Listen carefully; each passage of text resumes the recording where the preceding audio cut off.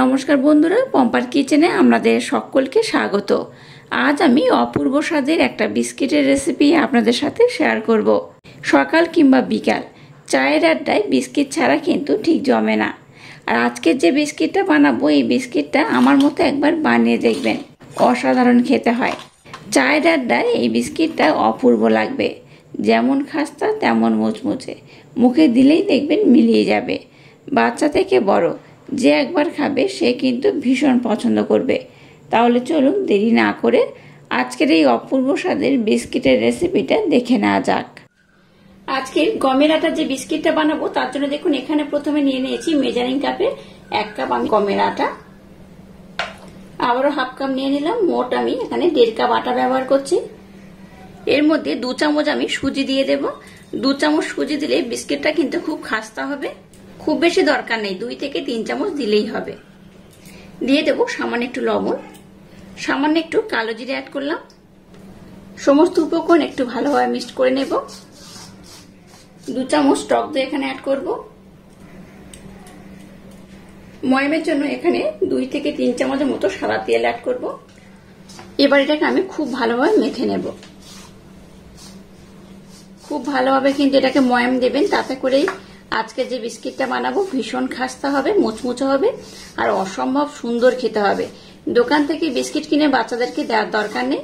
বাচ্চা থেকে বড় এইভাবে বিস্কিট বানালে সবাই ভীষণ পছন্দ করবে। আর আটা দিয়ে বানানো ভীষণ একটা হেলদি বিস্কিটের রেসিপি। যে কাপের মাপ করে এখানে আমি 1 কাপ আর হাফ কাপ, মোট 1.5 কাপ গমের আটা ব্যবহার করেছি, সেই কাপের মাপ করে এখানে আমি হাফ কাপ চিনি ব্যবহার করলাম। মিষ্টির পরিমাণটা একটু কম বেশি হলে তাতে কোনো রকম সমস্যা হবে না। বিস্কিটটা একটু যদি হালকা মিষ্টি খেতে চান তাহলে মিষ্টির পরিমাণটা একটু কম দেবেন। সমস্ত উপকরণ দেখুন খুব ভালোভাবে আমি মেখে নিয়েছি। এবার এখানে আমি জল দিয়ে দেব। একেবারে খুব বেশি দেব না, অল্প অল্প দেব আর মিশ্রণটাকে রেডি করে নেব। একেবারে খুব বেশি দিলে মিশ্রণটা নরম হয়ে যেতে পারে, তাই অল্প অল্প দিয়ে এটাকে খুব ভালোভাবে মেখে নিতে হবে। মিশ্রণটাকে রেডি করার পর আমি আপনাদের দেখাচ্ছি মিশ্রণটা কেমন হলে আজকের এই বিস্কিটটা একদম পারফেক্ট হবে। মিশ্রণটাকে দেখুন খুব সুন্দর মোলায়েম সফট করে মেখে নিয়েছি। এই দেখুন মিশ্রণটা যেমন খুব নরম হবে না আবার খুব টাইট হবে না, একটু মিডিয়াম করে মাখিয়ে নিতে হবে। আচ্ছা, এবার এটাকে কিন্তু আপনারা 10 মিনিট রেস্টে রাখতে পারেন, তবে আমি কিন্তু রেস্টে রাখবো না। যাদের হাতে সময় আছে 10 মিনিটের জন্য রেখে দেবেন, তাতে করেও ভালো হয়, আর না রাখলেও হবে, তাতে কোনো রকম সমস্যা হবে না। একটু রেখে দিলে রেজাল্টটা একটু বেশি ভালো পাওয়া যায়। তো চলুন এবার আমি নেক্সট টাইম আপনাদের সাথে শেয়ার করব। এবার দেখুন মিশ্রণটাকে আমি প্রথমে 2 টুকরো করে ভাগ করে নেব। এই 2টো ভাগে ভাগ করে নিলাম। প্রথমে এখানে একটু আটা আমি দিয়ে দিলাম। এখানে কোনো রকম ময়দা আমি কিন্তু ব্যবহার করছি না, এখানে আটার ব্যবহার করছি আমি। এবার এটাকে আমি বেলে নেব। খুব পাতলা করে যেমন বেলবো না, আবার খুব মোটা করেও বেলবো না। এটাকে দেখুন আমি কিন্তু এইভাবে বেলে নিয়েছি, দেখাচ্ছি দেখুন। এটা যেমন খুব মোটা নয় তেমন খুব পাতলাও নয়, দেখে বুঝতেই পারছেন কতটা মোটা বা পাতলা করে বেলেছি। এবার একটা ছুরি নিয়েছি, ছুরির মাধ্যমে একটা ডিজাইন আমি করে দেব। আপনারা আপনাদের মনের মতো করে কিন্তু শেপ বা ডিজাইনটা করতে পারেন। এইভাবে একটু যদি দাগ কেটে দেন তাতে করে কিন্তু এই যে বিস্কিটটা বানাবো দেখতে খুব ভালো হবে। খুব ডিপ করে কাটবেন না, তাতে আবার কিন্তু একদম পিছনের পোর্শনে দাগটা চলে গেলে বিস্কুটটা ভেঙে যাওয়ার সম্ভাবনা থাকবে। এইভাবে একটা শুধু ডিজাইন করে দিলেই হবে। এবার কিন্তু আপনারা আপনাদের মনের মতো বিস্কিটের ডিজাইনের শেপটা দিতে পারেন। আমি কিন্তু এরকম একটা কাটার নিয়ে নিয়েছি, আর এইরকম কাটার দিয়ে এটাকে আমি খুব সুন্দরভাবে কেটে নেব।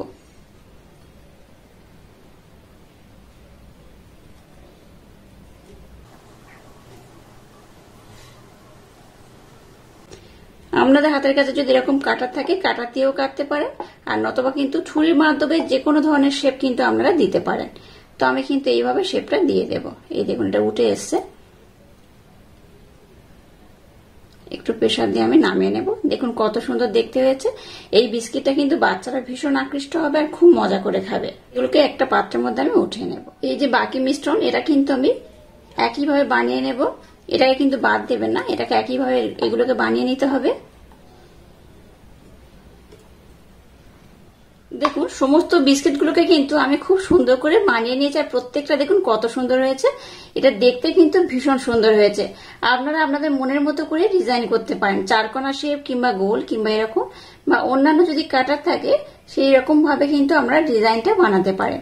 তো ডিজাইনটা একটু দেখতে ভালো হলে কি হবে, বাচ্চারা কিন্তু ভীষণ আকৃষ্ট হবে। দোকান থেকে আর বিস্কিট কিনে খাওয়ার দরকারই পড়বে না। তো যাই হোক, এগুলোকে আমি খুব সুন্দর করে বানিয়ে নিয়েছি।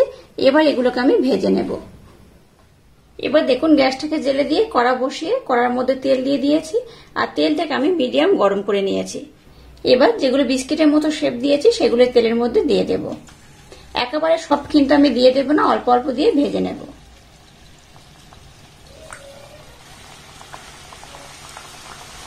গ্যাসের ফ্লেমটাকে একদম হাই দিয়ে বিস্কিটগুলোকে ভাজতে যাবেন না, গ্যাসের ফ্লেমটাকে লো টু হালকা মিডিয়াম দিয়ে এই বিস্কিটগুলোকে ভাজতে হবে, নতবা কি হবে বাইরে থেকে পুড়ে যাবে, ভিতরে কিন্তু কাঁচা থাকবে।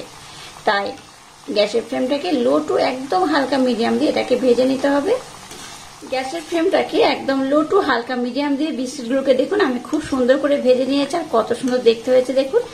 এবার এই বিস্কিটগুলোকে দেখুন আমি খুব বেশি আর লাল করব না, এই যেমন লাল হয়েছে এই লালেই কিন্তু তাতেই খুব সুন্দর হবে, খুব খাস্তে হবে, মুচমুচে হবে। আপনারা চাইলে আরেকটু বেশি লাল করেও ভাজতে পারেন। তো আমি আপনাদের দেখাচ্ছি, দেখুন বিস্কিটগুলো কত সুন্দর হয়েছে, এই দেখুন কত সুন্দর দেখতে হয়েছে।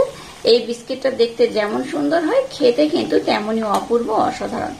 এইভাবে একবার না বানালে বিশ্বাস করতে পারবেন না যে এই বিস্কিটগুলো এতটা টেস্টি হয়। চায়ের সাথে খেতে তো অপূর্ব লাগে, বাচ্চা থেকে বড় যে একবার খাবে সেই দেখবেন চা হওয়ার আগেই দেখবেন এটা খেয়ে নেবে, এটা এতটাই অপূর্ব হয়। আর প্রত্যেকটা কিন্তু খুব সুন্দরভাবে হয়ে গেছে। আপনারা চাইলে কিন্তু একটু কম বেশি লাল করে ওটাকে বানাতে পারেন, আমি কিন্তু খুব একটা বেশি এটাকে লাল করছি না, এইরকমই লাল থাকবে, তাতে করে কিন্তু খুব ভালো হবে। এবার এই বিস্কিটগুলোকে আমি উঠিয়ে নেব, একইভাবে সবগুলোকে আমি ভেজে নেব।